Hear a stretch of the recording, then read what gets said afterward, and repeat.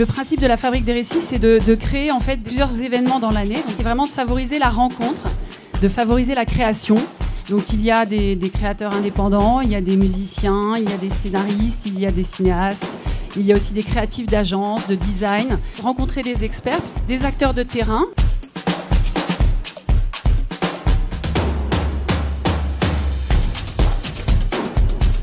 On ne peut pas construire une société différente si on n'est pas d'abord capable de l'imaginer. Créons des écoles, écrivons des livres, faisons des actes artistiques qui posent le changement possible.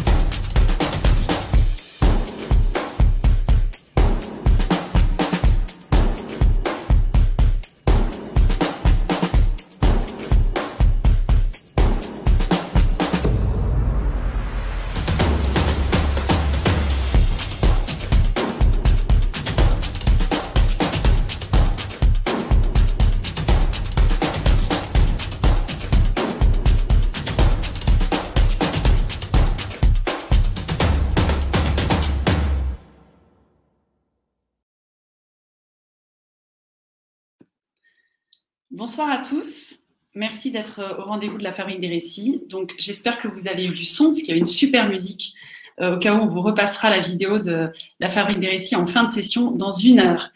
Donc Guillaume, si tu veux rallumer ta caméra et rallumer ton micro. Super. Bonsoir. Bonsoir à toi.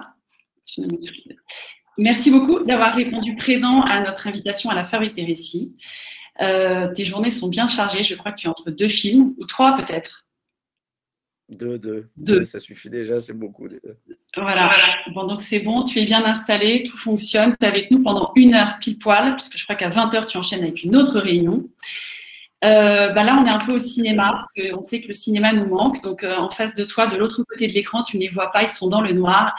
Il y a plein de gens qui sont assis, tous à 1 mètre de distance. Le protocole sanitaire est respecté, qui sont des professionnels de la culture, des gens du cinéma, des artistes, des créateurs, et qui viennent te rencontrer. Et nous t'avons invité pour, évidemment, que tu nous parles de ton engagement en faveur du monde agricole, mais pas que.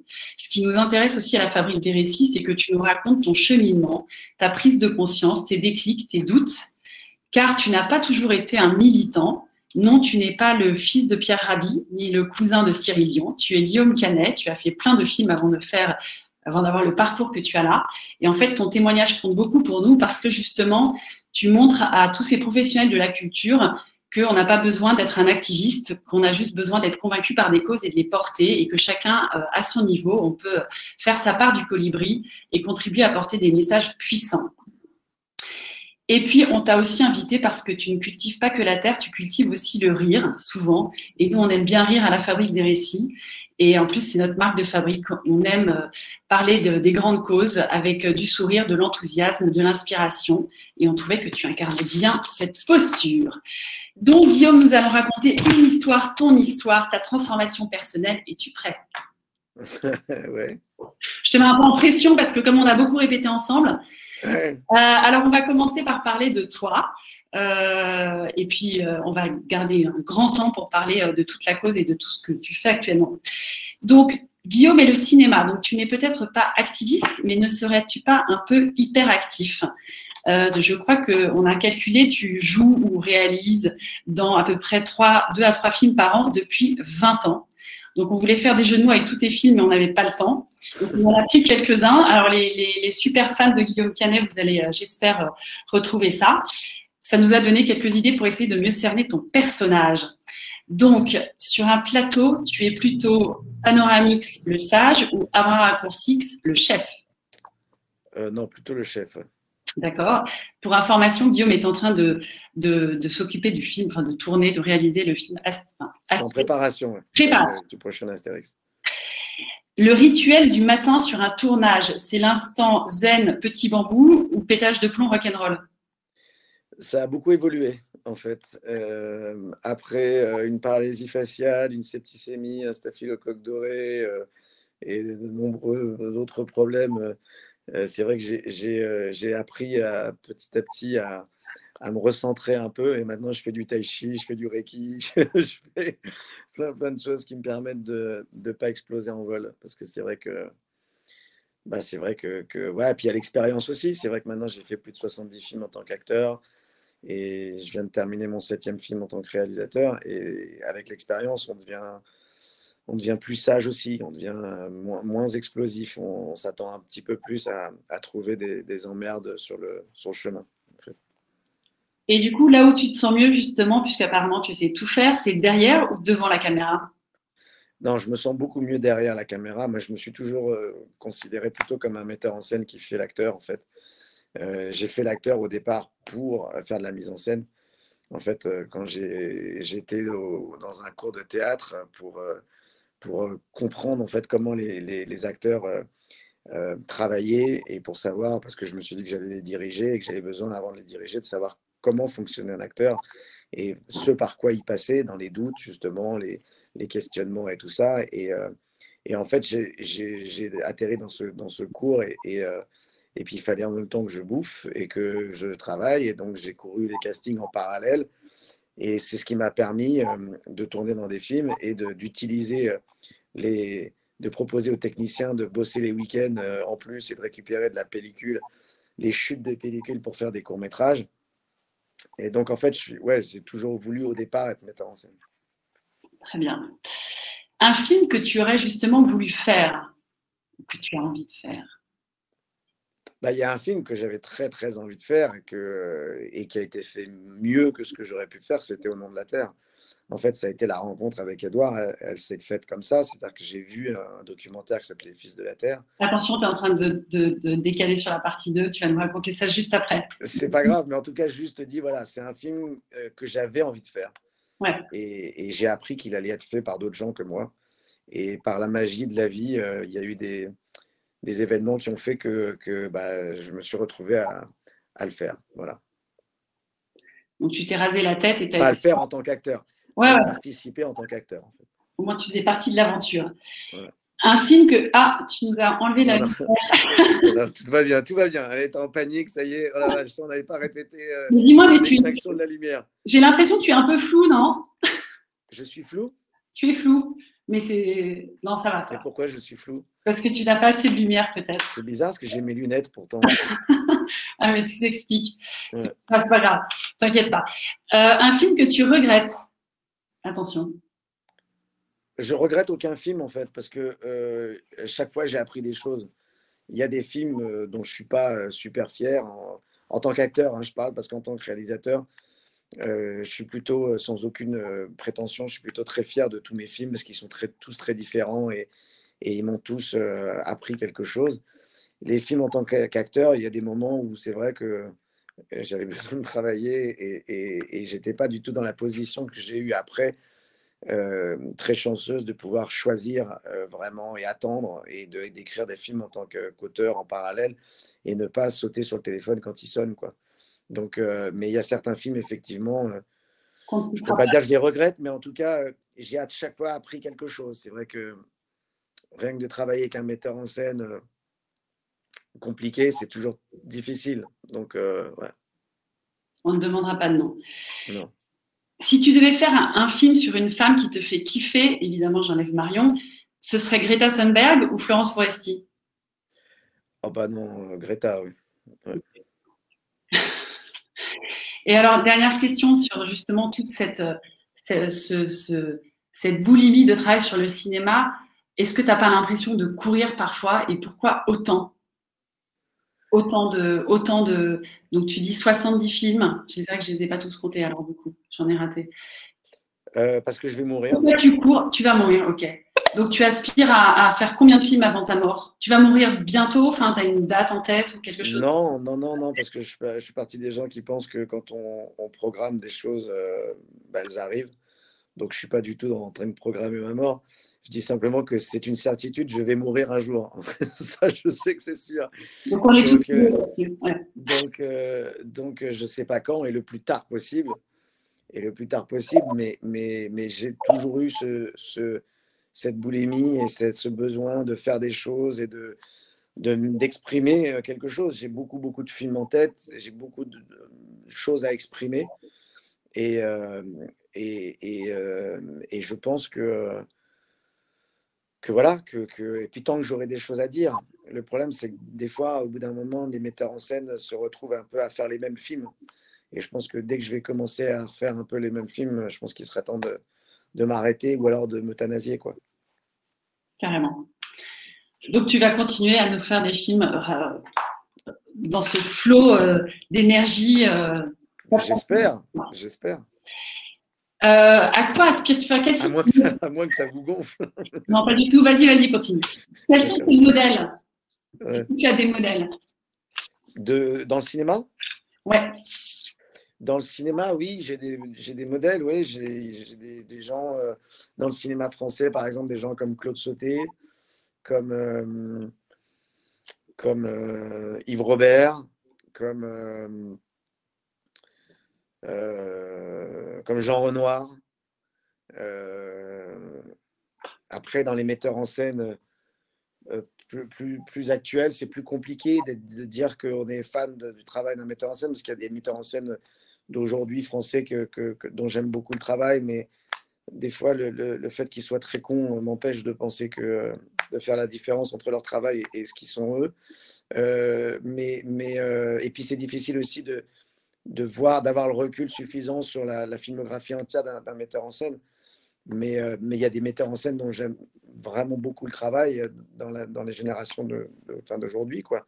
Mais c'est vrai que sinon, j'ai un amour et un respect fou pour des metteurs en scène comme Sauté, comme ce que je disais, Jean Renoir et tout. Et puis chez les Américains, tout le cinéma des années 70, de Sam Peckinpah, de Jerry Schatzberg, des premiers Coppola, Scorsese, enfin voilà, tous ces metteurs en scène là. Et aujourd'hui, les metteurs en scène comme Alfonso Cuarón ou Paul Thomas Anderson, enfin voilà, des metteurs en scène comme ça, dont je suis très très fan. Ok, super. Alors, on va passer sur des questions un peu plus de ta vie, de ta façon de vivre, pour enchaîner justement sur ton engagement en tant que citoyen. C'est la petite séquence cinéma pour tous les cinéphiles qui sont avec nous ce soir.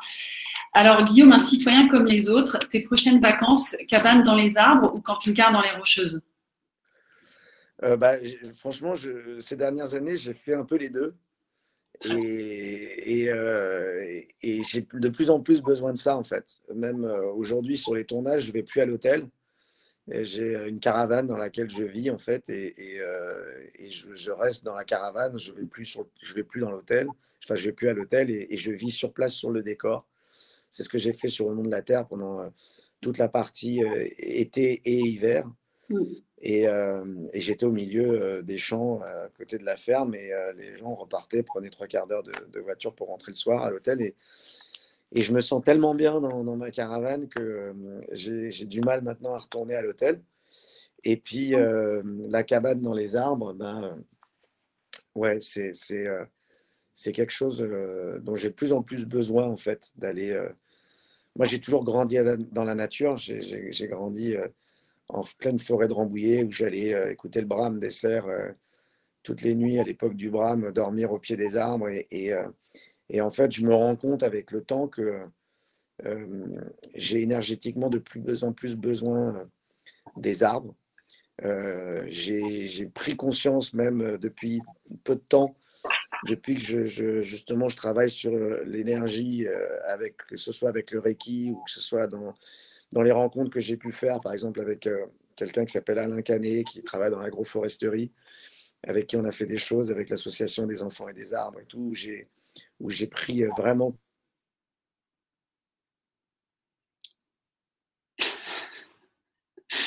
Donc tu as appuyé sur le mauvais bouton. Il faut que tu remettes ton son, ton micro. T'as coupé ton micro, Guillaume.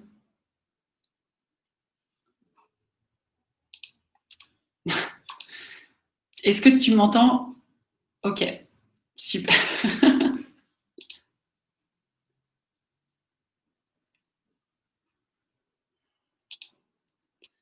Donc Guillaume était en train de nous raconter sa vie dans les arbres et c'est à ce moment-là que son micro a coupé. J'adore faire la plante verte. C'est quoi des enfants et des arbres? Il va nous en parler après. Ah, tu peux plus mettre ton micro? Ok. Pourquoi donc? Alors, il faut que tu… Alors, attends, on va te faire sortir de scène et te réinviter sur scène, c'est ça? Ok. Alors, vas-y, Caro. Non, ce n'est pas fini. Coupe et relance. Et là, il va revenir sur scène. Normalement, Caroline va t'envoyer une petite invitation pour remonter sur scène. Donc, il va nous parler des enfants et des arbres dans pas longtemps. Je le réinvite. En espérant… Attendez.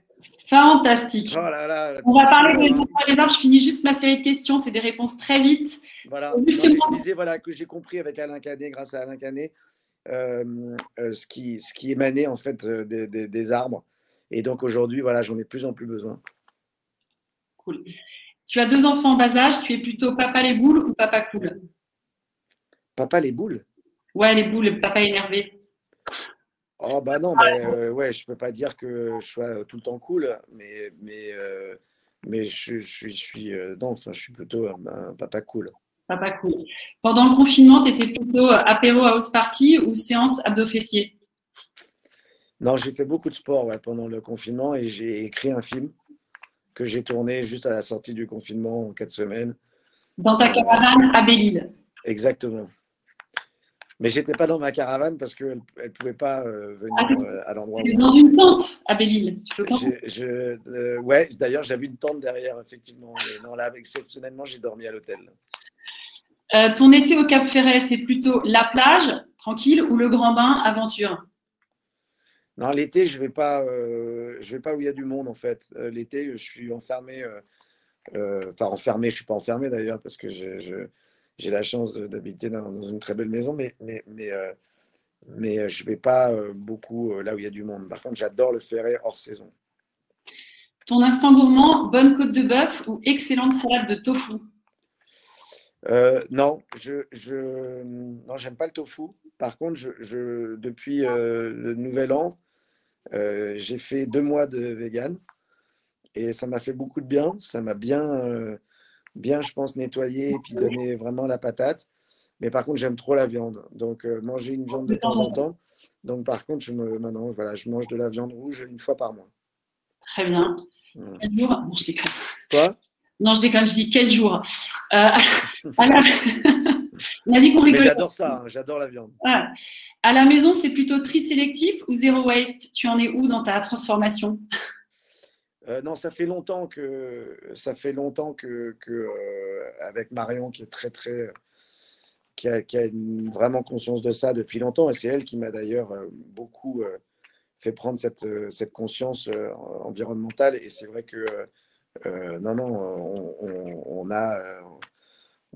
a même eu dans l'appartement le compost qui puait. Avec une mouche. Donc non, c'est sûr qu'on fait très très attention. On n'a plus de bouteilles d'eau. On a les trucs de charbon qui filtrent l'eau. Et donc voilà, on filtre l'eau du robinet et on essaye un maximum d'avoir tous les gestes ou tous les comportements qui puissent aller dans le bon sens. Et comme tu disais tout à l'heure, le colibri, de faire chacun son petit geste sa petite part. Pour voilà, sa petite part. Et quels légumes as-tu planté dans ton potager qui est donc au milieu du salon? Alors là, c'est pas dans le salon, mais on a eu une super récolte cette année. Et j'ai eu des très très belles courgettes. D'ailleurs, je les ai prises en photo, je les ai postées même. J'ai eu des très belles fraises, des tomates sublimes de chez Coco, comment elles s'appellent, les graines. Bon, bref.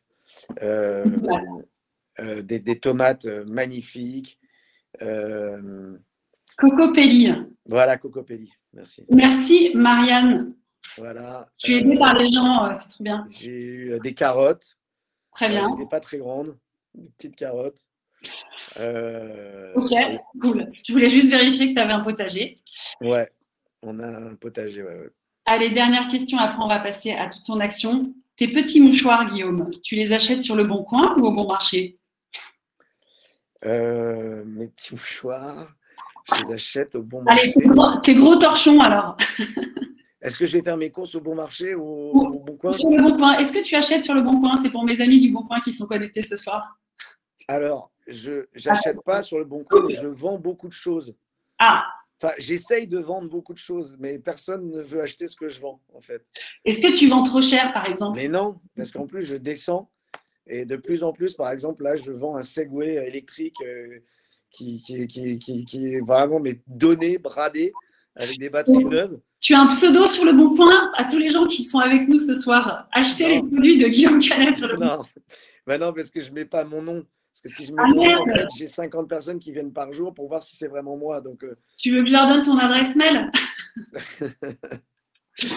Bon, merci. En tout cas, donc, tu es quand même dans une posture, un cheminement engagé dans ta façon de vivre. Et donc, je vais arrêter là mes questions parce que tout le monde veut parler d'agriculture. Donc, tu te mobilises sur la revalorisation, entre guillemets, en tout cas le soutien aux paysans. Ils en ont effectivement besoin. Aujourd'hui encore, il y avait des paysans qui manifestaient devant l'Assemblée nationale. Cette année, il n'y a pas de salon de l'agriculture. Pourquoi, comment, quel a été ton déclic? Comment tu es parti dans pourquoi cette cause-là? Est-ce que c'est une cause qui te tenait à cœur depuis longtemps? Vas-y. Bah, en fait, moi, j'ai grandi dans le milieu rural. En fait, j'ai grandi dans la région de Gambé, des Yvelines, à la limite des Yvelines et de l'Eure-et-Loire, et avec un père qui est… Baisse un peu ta caméra, s'il te plaît. Pardonnez-moi, excusez-moi. Avec un père éleveur de chevaux, qui sont arrivés en fait dans le milieu du cheval assez tard. Et donc, j'ai grandi vraiment proche des agriculteurs, en fait, dans le milieu rural, à faire les foins et tout ça. Mais je n'avais pas du tout cette conscience, en fait, de la situation réelle, en fait, des agriculteurs. Parce que moi, j'ai toujours vu des gens autour de moi qui étaient plutôt heureux, qui ne se plaignaient pas et qui étaient des bons vivants, des gens qui ont la tête sur les épaules, qui sont des gens avec une parole. Et c'est vrai que, du coup… Ah, j'ai un petit écho. Vous entendez mon écho? Non, ça va. Non, ça va. Et donc, voilà, j'ai eu cette conscience uniquement quand j'ai commencé le film. En fait, j'ai vu ce documentaire, donc Les Fils de la Terre, dont je parlais tout à l'heure. J'étais en plein tournage sur autre chose, sur un autre film. Et je tombe sur ce documentaire d'Edouard Bergeon qui s'appelle Les Fils de la Terre et qui parle notamment du suicide chez l'agriculteur. Et les 10-15 dernières minutes du film, il relate en fait sa propre vie et celle de son père, Christian, qui s'est donné la mort en 90, dans les années 90, et qui a bu des pesticides. Voilà. Et je vois la fin du documentaire et je suis totalement bouleversé. Et je trouve cette histoire complètement dingue parce que c'est un acte politique quelque part quand même. Et l'histoire qu'il raconte est très, très forte. Et donc, Édouard, qui est journaliste depuis de longue date, moi, le lendemain, j'en parle avec Christophe Rossignon, qui est fils et frère d'agriculteurs, avec qui j'ai déjà fait de nombreux films en tant qu'acteur. Et je lui dis, écoute, j'ai vu un documentaire hier, je veux faire ce film. Je veux en faire un film, un long métrage, parce que je pense qu'aujourd'hui, il faut donner la parole aux agriculteurs et il faut le faire de manière un peu plus forte et que ça a un impact et que de nombreux spectateurs puissent prendre conscience de la situation actuelle des agriculteurs. Et là, il me regarde, il me dit, mais c'est quoi le documentaire que tu as vu? Je lui dis donc Les Fils de la Terre, et il sourit un peu gêné. Il me dit, écoute, je suis désolé, mais le scénario est déjà écrit, et c'est Édouard qui réalise son film avec un autre acteur.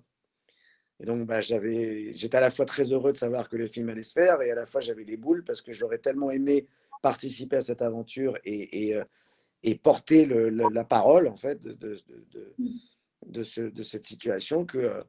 Et puis 15 jours après, il m'a rappelé en me disant, écoute, ça n'a pas arrêté de trotter dans la tête d'Édouard depuis que je lui ai dit que tu étais, voilà, tu as le même âge que son père quand il est mort. Il n'arrête pas de te voir dans le personnage, il ne s'entend pas avec l'autre acteur qui a envie de raconter toute autre chose. Il y avait un autre acteur, ouais. Mais l'autre acteur voulait changer le film en allant vers un film beaucoup plus moderne, sur aujourd'hui, sur la position des agriculteurs aujourd'hui, en fait. Moi, ce que je trouvais très beau dans son histoire, c'était son témoignage, c'était l'histoire de son père. Et qui pouvait du coup parler aux agriculteurs d'aujourd'hui et surtout aux consommateurs. Et là, je vais en venir, et aux citoyens. Et du coup, c'est comme ça qu'on s'est retrouvés à faire le film ensemble. Moi, je l'ai Je l'ai un petit peu soutenu et surtout encouragé à raconter vraiment son histoire. Parce qu'il y a des moments où il évitait certains sujets douloureux. Et puis finalement, il s'est laissé aller. Et il a écrit ce scénario magnifique qu'on a tourné. Et en fait, pendant le tournage, dans ma caravane, où je voyais beaucoup de documentaires sur l'agriculture, sur l'environnement, les témoignages que j'ai pu avoir pendant le tournage avec les agriculteurs que je rencontrais, où je voyais cette peur de certains de parler, parce que peur des remontrances, peur de ce qui allait leur arriver, en fait, s'ils ouvraient leur gueule, en fait, s'ils disaient simplement les choses telles qu'elles sont. Et donc, du coup, je me suis dit, c'est pas possible, en fait, je peux pas faire qu'un film, en fait. Et donc, pendant le tournage, j'ai dit à Edouard, je voudrais organiser quelque chose, je voudrais faire une rencontre avec des gens et monter une association pour venir en aide aux agriculteurs, en fait, en péril, quoi, enfin, je veux dire, en détresse. Et donc, on a organisé avec certaines personnes une rencontre avec des agriculteurs, avec certaines personnes de syndicats, d'associations. Et je leur ai expliqué la situation, et puis ils m'ont expliqué qu'en fait, il y avait une association, qui existe, absolument pas politisée, en fait, de bénévoles, qui s'appelle Solidarité Paysan, et qui fait un travail incroyable avec des bénévoles, et qui vient en aide de manière juridique, psychologique, administrative, et qui vient aider en fait les paysans, les agriculteurs qui sont en détresse à les sortir la tête de l'eau, en fait, et venir les aider, leur donner des conseils, de réduire les exploitations, de faire tout ce qu'il faut pour qu'ils puissent s'en sortir. Et du coup, je me suis rapproché de cette association. C'était juste avant le salon de l'agriculture. Je leur ai expliqué ce que je voulais faire. Ils étaient hyper touchés de la démarche. Et du coup, le lendemain, je suis parti au salon de l'agriculture avec Edouard. On a distribué des tracts de l'association. On a été sur Europe 1, on a commencé à en parler. Et puis là a commencé cette aventure avec l'association. À la sortie du film, j'ai réussi à convaincre les distributeurs et les producteurs de donner l'entière recette du premier dimanche de la sortie du film à l'association. Et on a eu la chance de pouvoir donner ce chèque il n'y a pas très longtemps à l'association, qui était un chèque de 135 000 €. On a été à l'Élysée pour essayer de convaincre le gouvernement de faire que cette association devienne d'utilité publique, d'intérêt général, et du coup, que les gens puissent faire des dons à l'association en déduisant des impôts, enfin tout simplement, mais donc du coup, ça permet quand même une aide beaucoup plus grande. On a été au Parlement européen, on a été à l'Assemblée nationale, on a fait beaucoup de choses. En fait, il y a eu 2 missions qui ont été mises en place depuis au Parlement par des députés. On attend là début mars, en fait, le rendu de compte de tout ça. Et puis, le film est sorti. Il y a eu ces chiffres complètement dingues avec le succès total du film, mais avec cette déception, si je puis dire, que le film marche si peu dans les grandes villes, à Paris notamment et à Marseille, par exemple. Et c'était terrible parce que je me suis rendu compte à quel point, en fait, les gens, il y avait un désintérêt total, en fait, de la condition des agriculteurs. Et c'est... Comment ? Par méconnaissance, en fait. Enfin, on n'arrive pas à les capter. Par méconnaissance. Et puis c'est vrai qu'après, je me suis rendu compte que tous les gens qui voyaient le film et qui comprenaient qu'il y avait un agriculteur qui se suicide tous les jours. C'est-à-dire que là, on se parle aujourd'hui, il y a un agriculteur qui s'est suicidé aujourd'hui, il y en a un autre qui se suicidera demain. J'ai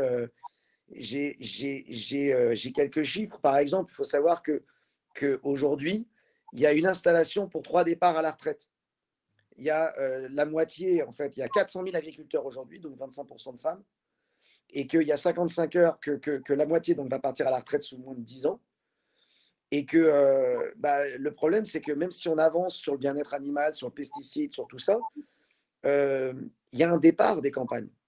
Il y a non seulement un départ des campagnes, mais il y a aussi des agriculteurs qui aujourd'hui se retrouvent dans une situation tellement compliquée avec les industriels, avec la politique aujourd'hui, qui fait qu'on nous interdit de produire, on leur interdit de produire certaines choses, mais on importe ces produits-là de l'étranger. On exporte les produits et les richesses que nous avons ici, mais on importe de la merde. Et qu'il y a un moment, en fait, si on continue à acheter ces produits-là et les manger, nous, on a une responsabilité en tant que consommateur. Et c'est là qu'on a donné cette expression, en fait, avec Edouard, de dire les consommateurs, parce qu'en fait, tant qu'on dira aux industriels, qu'on montrera aux industriels qu'on continue à manger leur merde, ils continueront à la produire. Et même si le pouvoir d'achat est compliqué pour certains d'acheter de la qualité, il y a quand même un élan qui est en train de se faire sur le produit local. Il y a une conscience aussi des gens que le bio est devenu... il y a une méfiance aussi du bio parce que le bio est devenu industriel. Les industriels se sont emparés du bio et en font un business aussi. Donc, il faut être vachement vigilant là-dessus. Donc après, on s'est rendu compte que ça ne suffisait pas, le film, et qu'il fallait aller encore un peu plus loin et donner la parole aux agriculteurs. Et donc, du coup, c'est comme ça qu'on a monté cette chaîne qui s'appelle cultivons-nous.tv, qui a fait un tabac, qui a démarré, où on a donc reversé 1 euro de chaque abonnement à l'association Solidarité Paysan sur un abonnement de 4,99 €. Le reste servant à acheter tous les documentaires que l'on diffuse sur la chaîne, des documentaires, des chaînes YouTube et des chaînes YouTube des agriculteurs qui ont besoin de s'exprimer aussi, eux, sur leur manière de travailler, de montrer comment ils travaillent avec une agriculture beaucoup plus vertueuse que tout l'agribashing veut bien dire. L'agribashing, je ne suis pas contre l'agribashing, l'agribashing est important dans certains cas. Il y a des gens qui travaillent très mal. Il y a des gens qui font des choses atroces. Et on le sait quand on voit les images de poulets en batterie, dans l'élevage porcin, dans tout ça, on connaît en fait ces horreurs qui sont faites. Mais il y a aussi des gens qui travaillent très bien. Et ça, c'est important de leur donner la parole pour qu'il y ait une communication qui se fasse entre l'agriculteur et le consommateur, entre l'agriculteur et le citoyen. Et ça, j'ai l'impression que c'est en train d'évoluer. Quand on voit, par exemple, le succès qu'a eu le documentaire qui est passé il n'y a pas longtemps, dont j'ai fait la voix, Nous Paysans, qui a fait plus de 5 millions de téléspectateurs, ça prouve bien que les gens commencent à se rendre compte que les paysans et les agriculteurs ne sont pas que des gens qui aiment venir brûler des pneus ou faire des manifs avec leurs tracteurs sur les autoroutes et faire chier tout le monde. Il faut savoir qu'aujourd'hui, un agriculteur, il gagne moins de 350 € par mois, qu'il bosse 14 heures par jour, qu'il sait que quand il commence sa journée le matin, ce qu'il va produire, il va le perdre. En fait, il produit à perte. Comment tu veux que les mecs ne pètent pas un câble à un moment quand ils savent que le matin, ils se lèvent et qu'ils vont bosser comme des dingues pour rien? Et qu'en plus, ça fait des années, des décennies qu'on leur dit qu'on les maltraite en fait. En 14-18, on les a envoyés au front en première ligne. Pareil, documentaire dans la Seconde Guerre. Après, on leur a demandé de produire à outrance. Maintenant, on leur reproche d'être des pollueurs et de nous empoisonner. Il y a un moment, c'est normal qu'ils baissent les bras, en fait. Donc, c'est assez... Comment? Non, je dis en plus, dans le documentaire, c'est assez... Enfin, les agriculteurs demandent du temps, en fait, aussi pour se transformer. Et parce que, ça prend 5 ans. Une transformation dans une agriculture plus vertueuse ou même biologique, c'est au moins 5 ans. Donc, ça prend du temps. Et ça, le problème, c'est qu'il y en a la plupart aussi qui... Moi, j'ai vu des témoignages et j'ai vu des agriculteurs se buter. Enfin, je ne les ai pas vus de mes yeux vus, mais je connais des témoignages et je connais des cas de gens qui ont décidé de passer au bio et qui n'ont jamais eu les aides. Et ça, on en a parlé au président Macron. On lui a dit, en fait, qu'il y a des gens qui n'ont jamais eu les aides, qui ont attendu les aides, qui ont décidé de faire cette transition et qui, à un moment, ont baissé les bras et se sont butés. Et aujourd'hui, il faut que les gens comprennent bien que s'il n'y a pas cette conscience des consommateurs, et moi, c'est pour ça, en fait, que je suis aussi impliqué là-dedans, parce que je n'ai jamais été militant et je n'ai jamais eu un sentiment activiste ou m'intéresser vraiment enfin m'impliquer de manière même politique, c'est parce que je pense qu'en tant qu'acteur, il faut être très vigilant par rapport à ça. Et parce que moi, ça m'a toujours gêné quand je vois des acteurs, je les trouve moins mystérieux. Et ce que je trouve agréable pour moi en tant que spectateur, quand je vois un acteur, c'est pas tout connaître de sa vie et de ne pas le voir s'impliquer forcément dans beaucoup de choses. Mais en même temps, je trouve qu'aujourd'hui, la situation est tellement grave. Parce que si on n'a plus d'agriculteurs dans quelques années, il va se passer quoi en fait? Aujourd'hui, il faut savoir que dans Paris, par exemple, il y a des appartements qui se louent, qui se vendent sans cuisine. Il y a juste un plan de travail avec un micro-ondes et un lavabo et un évier. Pourquoi? Parce que les gens ne veulent plus prendre le temps de manger, ne veulent plus dépenser l'argent pour manger. Et donc, du coup, c'est la course. Enfin, on va à notre perte. C'est évident qu'on va dans le mur là-dedans. Puisqu'aujourd'hui, les milliards, par exemple, que l'on voit qui correspondent à la malbouffe, à la sécurité sociale, enfin, on sait que ça ne fonctionne pas. On sait que ce qu'on mange, c'est l'essence qu'on se met dedans. C'est notre manière de pouvoir se garantir une bonne santé, en fait.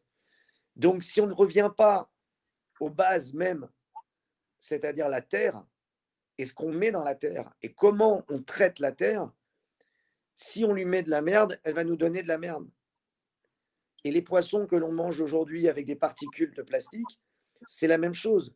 C'est-à-dire que tous les cas de cancer que l'on a aujourd'hui, ils viennent de là aussi.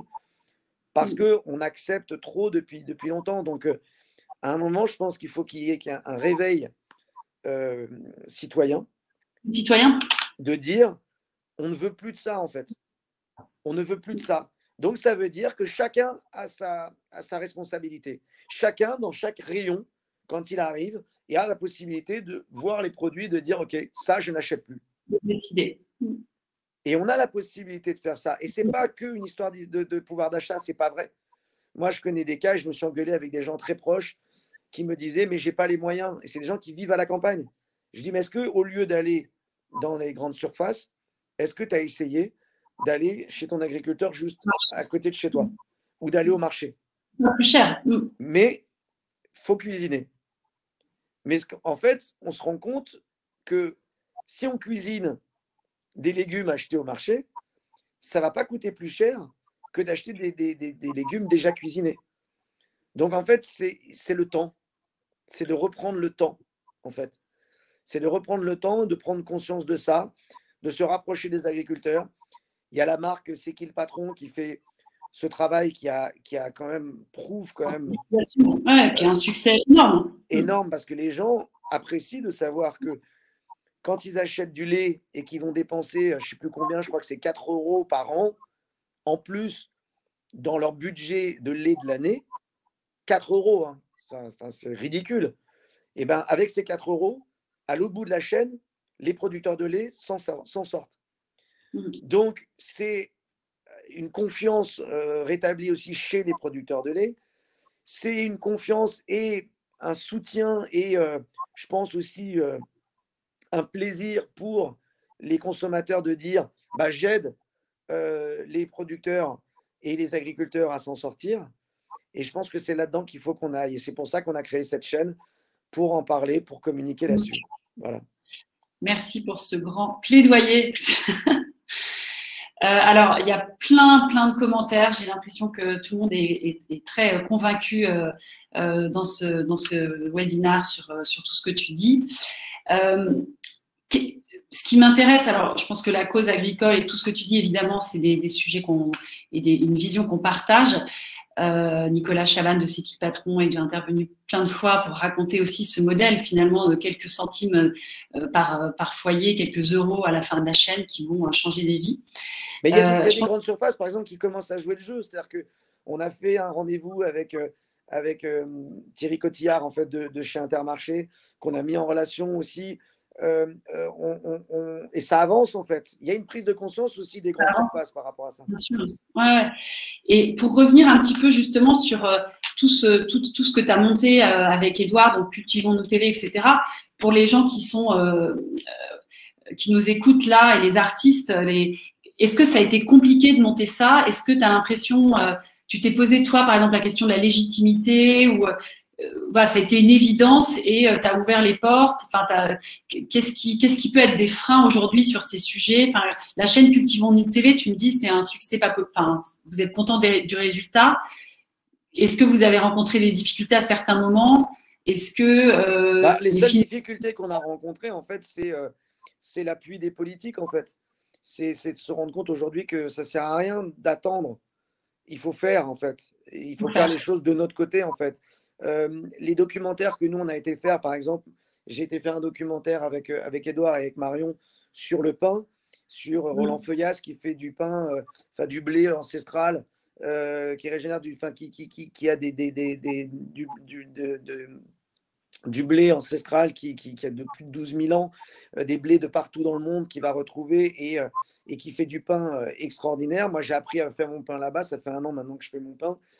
Et ça, ce documentaire, on l'a fait avec ça, quoi, avec un iPhone. Et puis, c'est tout, en fait. Donc, on a des documentaires magnifiques qui ont été faits avec un peu plus qu'un iPhone, qu'on achète, qu'on diffuse.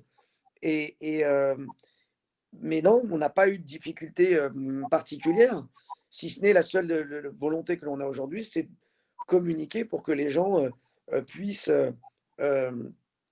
venir voir justement cette chaîne. Moi, je suis bénévole hein, dans cette chaîne. Elle est en train de prendre de l'ampleur. Je ne sais pas ce que ça va devenir, mais en tout cas, ce qui est génial, c'est qu'on reçoit des messages de gens qui découvrent l'agriculture. On se rend compte aussi que il y a des écoles aussi d'agriculture en fait qui ont une sorte de boom actuel parce que finalement ça devient un peu plus pop en fait l'agriculture là ces derniers temps. Ouais, il faut donner revaloriser le métier, quoi, donner envie d'être agriculteur. Exactement. Et justement, enfin je sais pas si tu as ces informations, mais les gens qui s'inscrivent à la chaîne Cultivons-nous TV, est-ce que ce sont des gens qui habitent dans des villes? Est-ce que tu as ce genre d'infos?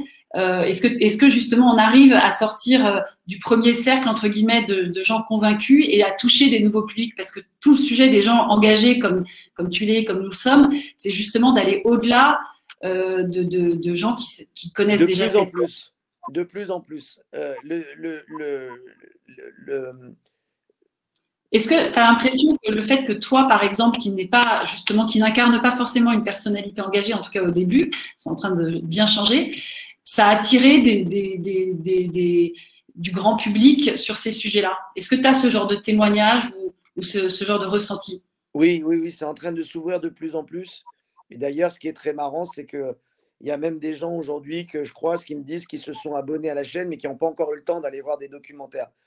Par conviction, par envie, en fait, non seulement d'aider l'association Solidarité Paysans, mais aussi de soutenir la démarche qui est qu'on donne un moyen technique, en fait, la parole, en fait, aux agriculteurs.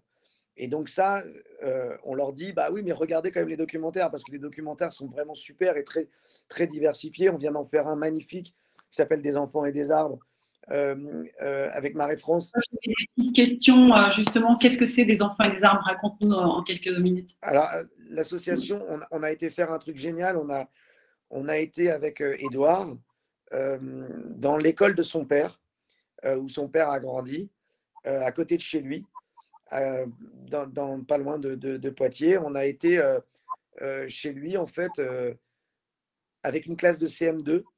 On a été replanter la haie qu'avait arraché Edouard et son père quand Edouard était petit. C'est-à-dire qu'à cette époque-là, tous les agriculteurs enlevaient les haies, les arbres qui entouraient les champs.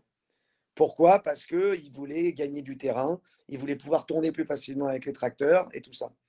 Mais sans penser au fait que ces haies avaient un vrai intérêt, parce qu'en fait, on sait qu'au niveau du drain, de l'érosion, de la biodiversité, c'est très très important en fait. La culture, l'agriculture s'en ressent énormément. La qualité en fait des produits s'en ressent énormément. La biodiversité. Voilà. Donc, ce qui était très très touchant en fait, c'est qu'on a replanté les arbres là où ils les avaient arrachés avec des enfants, des élèves de CM2, et on a replanté une haie gigantesque avec plein de noisetiers, de chênes, de différentes variétés d'arbres, avec Alain Canet, par exemple, qui est Je vous recommande d'aller voir ce qu'il fait, c'est extraordinaire dans l'agroforesterie. Et il y a un documentaire d'ailleurs qui est sur Cultivons-nous, qui s'appelle le temps des arbres, et qui est un documentaire magnifique de Marie-France Brière, en fait, qui est justement la personne qui s'occupe de cette association,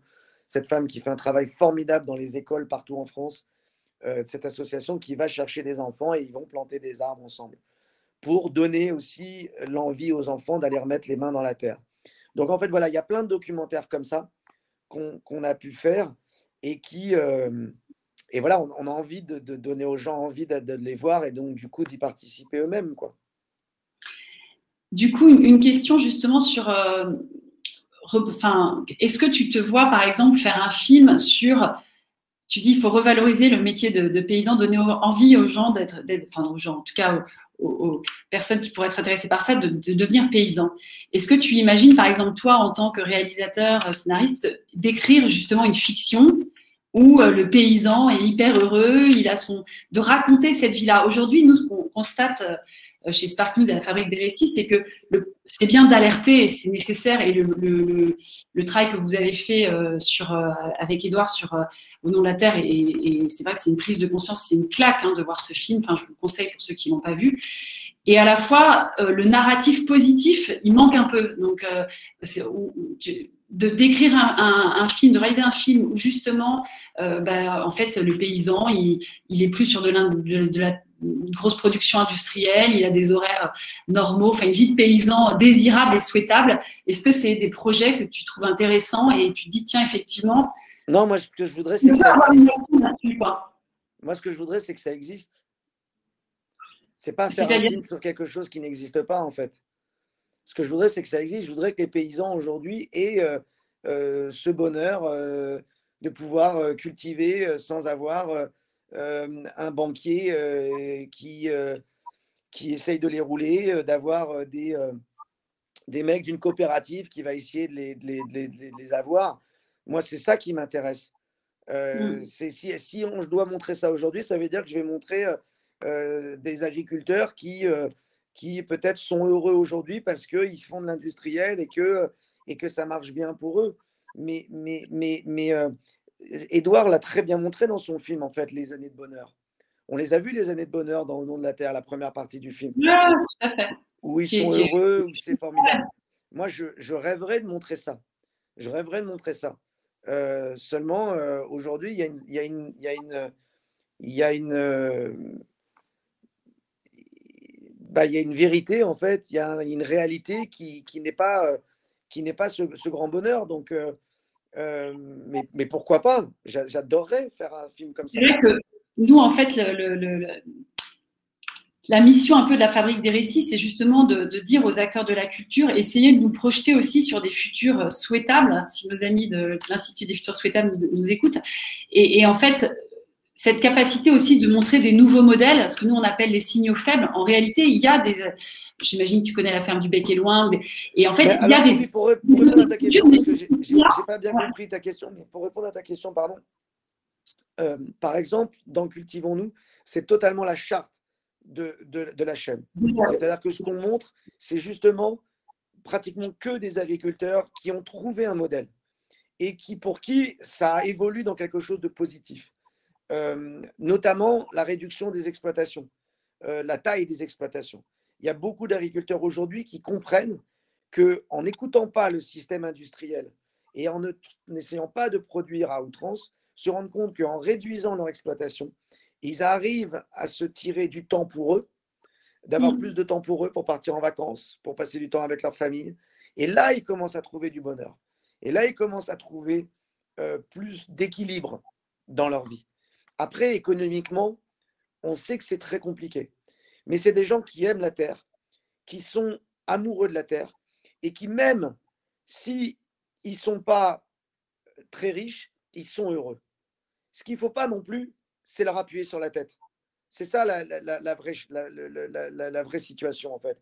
C'est que moi, je connais plein de paysans, plein d'agriculteurs qui sont d'accord pour ne pas vivre avec grand-chose, mais pas qu'ils soient volés. Mais enfin, pour revenir sur toi, l'impact que tu peux avoir, comme tu n'es pas banquier et que tu n'es pas encore politique, peut-être que ça deviendra un jour. Bah, Justement, moi, c'est de passer ce message, en fait. Moi, c'est de passer ce message. ce message, si on passe dans des films, enfin, tu vois, et par exemple des exploitations plus petites, Ah, mais totalement, ça oui, bien sûr. qui deviennent un film qui fait 5 millions d'entrées parce que justement, et qui attire les Parisiens et les Marseillais parce qu'on raconte une histoire d'une agriculture heureuse, même si c'est pas la réalité, c'est ce que nous on appelle les signaux faibles qui, une fois mis sur le devant de la scène, deviennent la norme. Et en fait, ça j'en suis totalement convaincu. Le sujet du prochain film d'Edouard va dans ce sens parce que c'est un sujet très très important sur le combat d'un agriculteur face aux grands. Enfin, je ne vais pas rentrer trop dans les détails parce que je ne sais pas s'il est d'accord pour qu'on parle de ce film, mais en tout cas, ça prouve que le combat est nécessaire et qu'il est juste et que ça peut amener à des choses vraiment belles et bien, quoi. Donc oui, je suis totalement d'accord avec toi. Pourquoi pas? Là, c'est pas du tout dans mon projet actuel. Parce que là, je vais parler des Gaulois, mais... Ben voilà. Alors, sortons un tout petit peu de l'agriculture. Justement, est-ce que tu as envie, du coup, de porter ces messages d'un monde différent? Tu as parlé de consommateurs. Enfin, toi, tu touches le grand public, quoi. C'est la force que tu as avec le métier que tu fais et le succès que tu as. Est-ce que tu te dis, OK, dans chacun de mes films, il faut que je montre des nouveaux modèles de consommation? Bah, pas que de consommation, mais c'est vrai que, par exemple, ça fait longtemps que dans mes films, par exemple, j'essaye de faire passer des messages quand même. C'est-à-dire que dans mon premier film, Mon idole, c'était une manière de dire aussi aux gens, arrêtez de croire tout ce qu'on vous dit, en fait. Et que la course à la célébrité, à tout ça, n'amène strictement à rien. Quand je fais dire à un personnage où je le tourne à la dérision, à l'humour, dans les petits mouchoirs, sur le fait que chaque mot est important et que je parle de la composition du corps humain et que les cellules, et que quand on parle à un podri et qu'on insulte un podri, eh ben, il va plus pourrir qu'un autre, et que les mots chaque mot ont leur importance, et que tout ça, c'est une manière de dire aux gens, attention à comment vous communiquez entre vous aussi, que encore une fois, comme je disais tout à l'heure, on envoie de la merde, on reçoit de la merde. Et que, en fait, si tout le monde aujourd'hui sur cette planète envoyait un petit peu plus de positif et aspirait à quelque chose d'un peu plus positif, on aurait du positif. Moi, je crois énormément à ça. Je crois énormément au fait de se donner. J'encourage à chaque fois quand les gens me disent, mais quel conseil tu as à me donner? Je leur dis à tous, chaque mois, vous prenez une feuille et vous listez 10 choses que vous voudriez qui vous arrivent dans votre vie. Et ben, vous allez voir que ça marche. Et ça marche. Ça fonctionne. En fait, d'envoyer des demandes au cosmos, ça marche. Mais tu es gourou, en fait. Non, je ne suis pas gourou. Non, je ne suis pas gourou. Je pense que les choses que l'on programme arrivent, en fait. Et en tout cas, quand on envoie une information dans sa tête, quand on décide quelque chose, je crois à ça, en fait. Je crois à la force du mental et comment on peut changer les choses avec ce mental. Donc, du coup, dans tes prochains films, tu vas toujours distiller ces messages positifs, même si le sujet de ton film n'est pas... Est-ce que tu as un projet de film? Alors là, on a compris que tu allais faire des Gaulois. Quelqu'un qui d'ailleurs commente en disant « Mais les Gaulois mangeaient local », tout à fait. Ouais.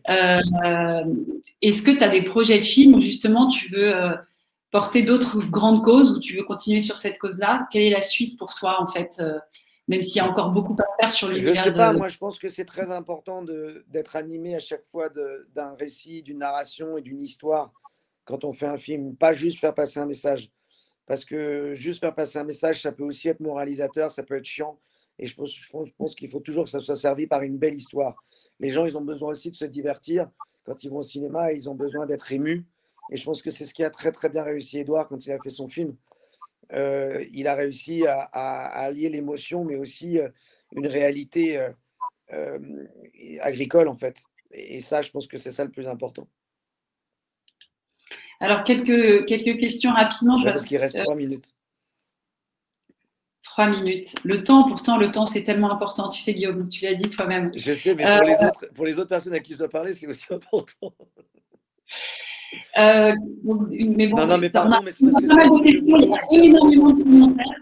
Pardon? Non, je dis pardon, excusez-moi, mais c'est parce que c'est un truc hyper important avec l'étranger, il faut que je fasse ce rendez-vous téléphonique. Il n'y a aucun souci, merci déjà de ton temps.